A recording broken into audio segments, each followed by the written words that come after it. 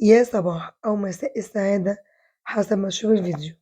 طبعًا شايفين أنا ماشية لكم النهارده الفيديو بيتكلم عن إيه، بيتكلم عن نفسه، أكننا دخلنا بجد محل كشري، وكمان عملنا معاه العيش المحمص اللي كنا بنعشقه مع الكشري، والدقة الخطيرة والصلصة الخطيرة، عملناه بريحة وطعم المحلات، وكمان التقديم حاجة كده روعة.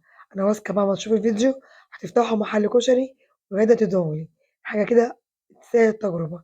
تعالوا أقول لكم بقى تكاتي في الكشري المصري الأصيل، يلا بينا. الست الشاطرة تشتغل كذا حاجة في وقت واحد، الكشري ليه كذا خطوة. أول حاجة نعملها مع بعض هنجيب ربع كيلو عدس جبة مستورد، هننقيه ونغسله ينقعه مدة ساعة، وبعد كده نصفيه ونديله كوباية مية ونص معلقة كمون ورشة ملح، نرفعه على النار على العين الصغيرة نوطيها لمدة نص ساعة وإيدنا فيه.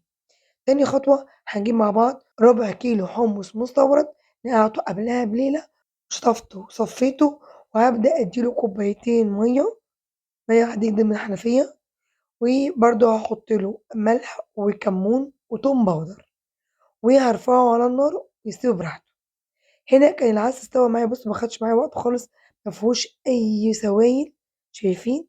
كده العدس جِهِز معايا، وكمان الحمص جِهِز معايا، كده خلصت من خطوتين مهمين جدًا. نخش في الخطوة اللي بعد كده، هنعمل مع بعض بصل الورد، هنجيب كده كمية بصل الكمية اللي أنتِ عايزاها، وهابدأ إن أنا أقطّعها حلقات، لو كان عندِك مكنة شيبسي قطّعيها برضه حلقات، أنا باحب أقطّعها كده بإيدي، شايفين؟ أقطّع كل الكمية بالمنظر ده، خفيفة، وأبدأ أفُكّها من بعضها وأدّيها بقى كمية زيت، هنا بقى الزيت ده اللي هاستخدمه معايا فين؟ في الرز والتقلية وكمان في تحمير العيش.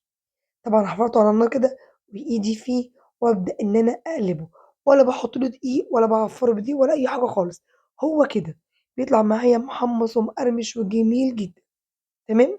بُصّوا بقى شكله بدأ ياخد لون، طبعًا في الأول بياخد وقت، بعد كده أول ما بياخد لون إيدي كفيلي إن بسرعة ممكن يتحرق معاكِ، طبعًا لو حمَر عن أكتر من الزيادة هيمرّر معاكِ. كده هابدأ أطلّعه بقى بإيه، بمقصوصة كده وأصفّيه من الزيت على مناديل ورق عشان يكون محمّص معايا ما فيهوش زيت خالص.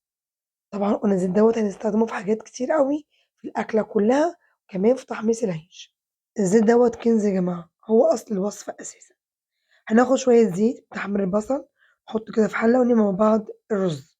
معايا كوباية شعرية، أنا هاعمل بس نُص كيلو رز، تمام كده، حوالي 3 كوبايات وشوية. كده أحمّر الشعرية خالص، بُصّوا كده جابت لون حلو خالص معايا لون دهبي، وأكون غاسلة 3 كوبايات رُز مصفّيهم، أبدأ أفلفل الرز مع الشعرية وأضبّط ملحي وإيدي فيه حوالي دقيقتين كده لحد ما أحس إن الفلفل معايا خالص. طبعًا ده رز بلدي، والرز البلدي بياخد كميته قديها مَيّة، طبعًا أنا 3 كوبايات رز ومعايا كوباية شعرية، هاحط 4 كوبايات مَيّة، وتكون مَيّة سخنة جدًا عشان الرز ما يعجنش معايا. أقلّب كده كلّه مع بعضه، طبعًا إحنا حاطين معيار 4 كوبايات مَيّة، بس أنا متعوّدة بالشكل كده وبالنظر أعرف مقداري قد إيه، المهم يترفع المَيّة عن الرز بحوالي نُص سنتي، مجرّد ما يغلي معايا هاوطّيه على نار هادية جدًا، وأقلّبه مرّة والتانية، أدي أول مرّة وأغطّيه وشوية كده حوالي 5 دقايق أرجع أبُص عليه. طبعًا من الخطوة اللي بعد كده هنعمل مع بعض التقلية، هناخد من نفس الزيت وهننزل عليه ببصلاية كبيرة ونبدأ نشوّحها، وعايزة أوريكم بس الرز وصل لفين، خلاص كده استوى معايا، هاطفي عليه النار وأسيبه يهدى شوية، بصوا مفلفل وجميل.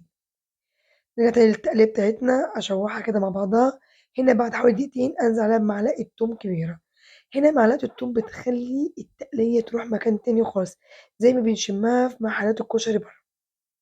خدت معايا كده لون، لسه شوية كده يبقى لون دهبي، هاكون فارمة شفشق طماطم يكون جاهز معايا، وأنزل على البصلة بتاعتي، ولو ما عندكيش طماطم ممكن تستخدمي صلصة عادية، بس أنا فرمت حوالي كده شفشق طماطم، أنزل على البصل والثوم، كمان هانزل عليها بمعلقة صلصة تديها لون كويس، وشوية كمون وأديها الملح بتاعنا، وما ننساش أهم حاجة معلقة السكر عشان تعادل حموضة الطماطم.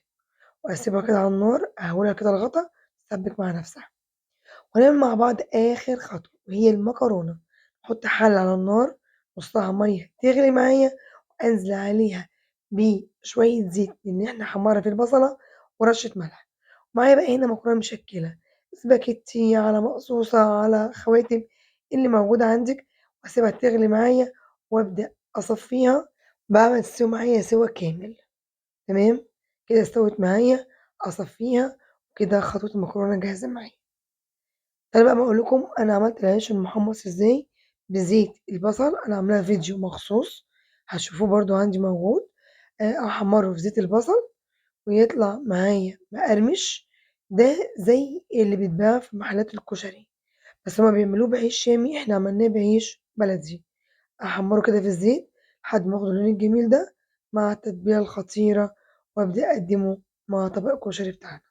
وهنعمل أهم حاجة برضه معانا الشطة والدقة، هنجيب كده معلقة صلصة اللي إحنا سبّكناها وأنزل عليها بمعلقة شطة، أنا مش باحب أحرق الشطة زيت، كده باحبها تكون خفيفة. وهنعمل مع بعض الدقة بتاعتنا عبارة عن إيه، معلقة توم مفرومة وأنزل عليها بربع كوباية خل ومعلقة كمون كبيرة لإن الدقة بتحب الكمون جدًا، ونُص كوباية مَيّة وعصرة ليمونة كبيرة، أقلب كلّه مع بعضه وأبدأ أضبّط الملح بتاعنا، يعني ربع معلقة ملح كده بسيطة، أقلب كلّه مع بعضه كده الدقة جاهزة معانا والشطة جاهزة معانا، نقدّم بقى الكشري بتاعنا، هنجيب بقى السيرفيس ننزل فيه المكرونة الأول وعليه الرز وعليه من فوق التقلية وكمان العدس أبو جبة نجنشه بالحمص وننزّل على الوش البصل المحمّر، وبكده الكشري بتاعنا جاهز، شايفين شكله بجد خطير، بعد ما تشوفوا الفيديو هتفتحوا محلات كشري يا جماعة، قفّينا على كل محلات الكشري،